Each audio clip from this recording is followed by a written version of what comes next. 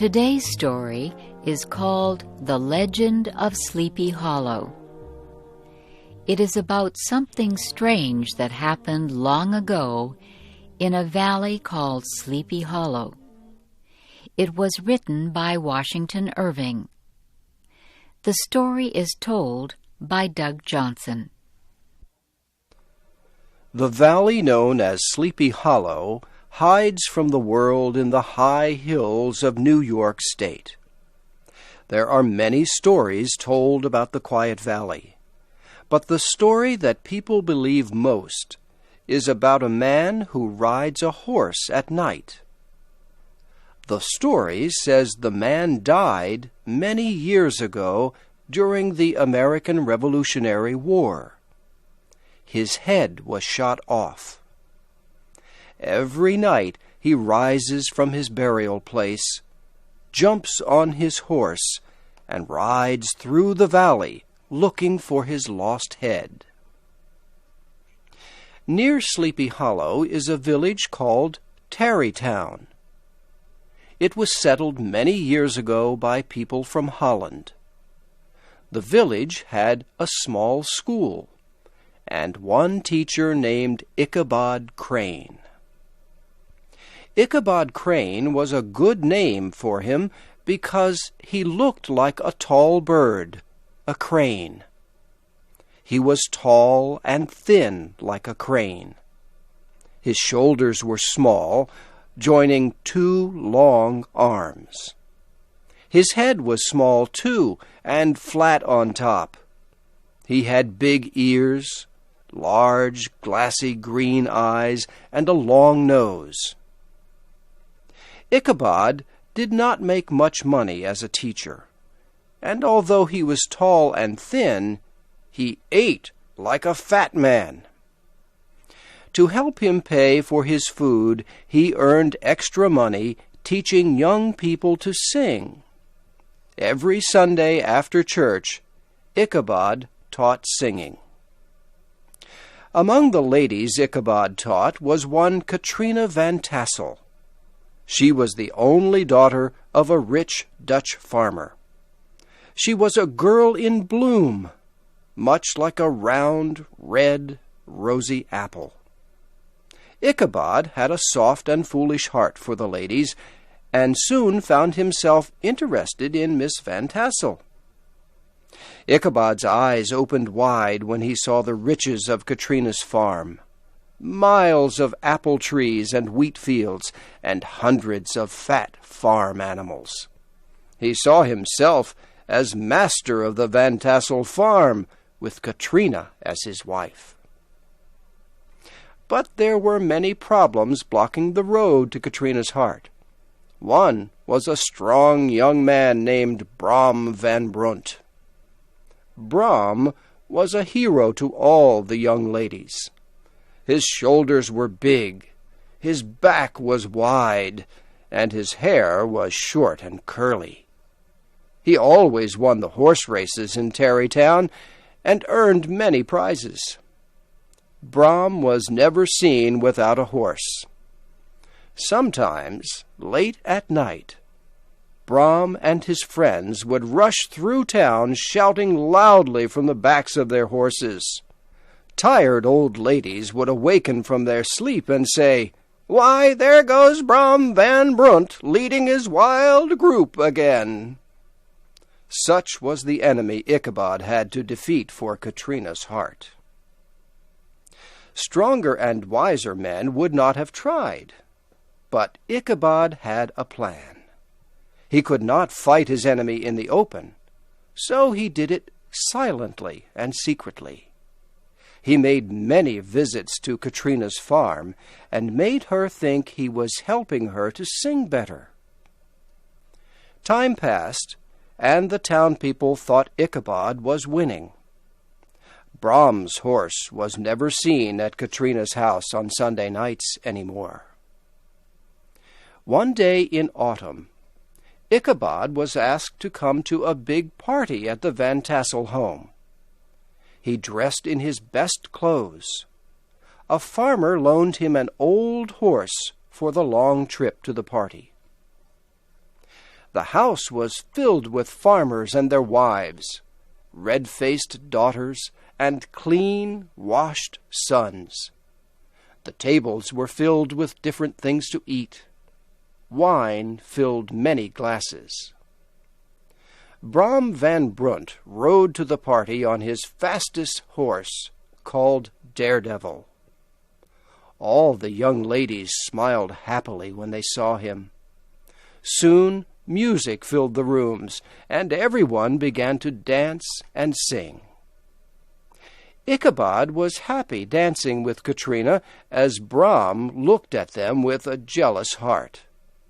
The night passed. The music stopped, and the young people sat together to tell stories about the Revolutionary War. Soon, stories about Sleepy Hollow were told. The most feared story was about the rider looking for his lost head. One farmer told how he raced the headless man on a horse. The farmer ran his horse faster and faster. The horsemen followed over bush and stone until they came to the end of the valley. There, the headless horseman suddenly stopped. Gone were his clothes and his skin. All that was left was a man with white bones shining in the moonlight. The stories ended, and time came to leave the party. Ichabod seemed very happy until he said good night to Katrina. Was she ending their romance? He left feeling very sad. Had Katrina been seeing Ichabod just to make Brom van Brunt jealous so he would marry her? Well, Ichabod began his long ride home through the hills that surround Tarrytown. He had never felt so lonely in his life. He began to whistle as he came close to the tree where a man had been killed years ago by rebels. He thought he saw something white move in the tree. But no, it was only the moonlight shining and moving on the tree. Then he heard a noise. His body shook. He kicked his horse faster. The old horse tried to run, but almost fell in the river instead. Ichabod hit the horse again. The horse ran fast and then suddenly stopped, almost throwing Ichabod forward to the ground. There, in the dark woods, on the side of the river where the bushes grow low, stood an ugly thing, big and black. It did not move, but seemed ready to jump like a giant monster. Ichabod's hair stood straight up. It was too late to run, and in his fear he did the only thing he could. His shaking voice broke the silent valley. "Who are you?" The thing did not answer. Ichabod asked again. Still no answer. Ichabod's old horse began to move forward. The black thing began to move along the side of Ichabod's horse in the dark. Ichabod made his horse run faster.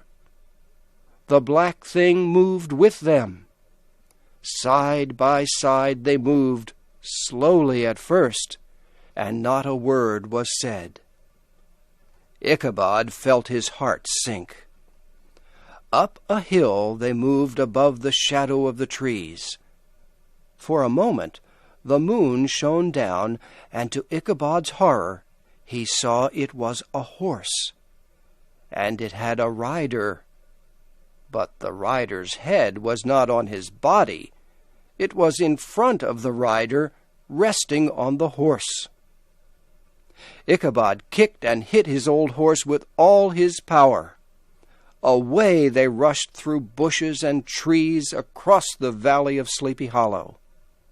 Up ahead was the old church bridge where the headless horseman stops and returns to his burial place. "If only I can get there first, I am safe," thought Ichabod. He kicked his horse again.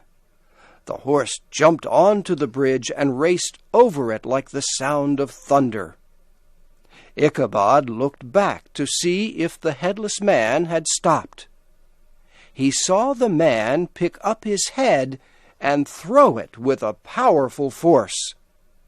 The head hit Ichabod in the face and knocked him off his horse to the dirt below. They found Ichabod's horse the next day peacefully eating grass. They could not find Ichabod. They walked all across the valley. They saw the footmarks of Ichabod's horse as it had raced through the valley. They even found Ichabod's old hat in the dust near the bridge. But they did not find Ichabod. The only other thing they found was lying near Ichabod's hat. It was the broken pieces of a round orange pumpkin. The town people talked about Ichabod for many weeks. They remembered the frightening stories of the valley, and finally they came to believe that the headless horseman had carried Ichabod away. Much later, an old farmer returned from a visit to New York City. He said he was sure he saw Ichabod there. He thought Ichabod silently left Sleepy Hollow because he had lost Katrina. As for Katrina, her mother and father gave her a big wedding when she married Brom Van Brunt. Many people who went to the wedding saw that Brom smiled whenever Ichabod's name was spoken, and they wondered why he laughed out loud when anyone talked about the broken orange pumpkin found lying near Ichabod's old dusty hat.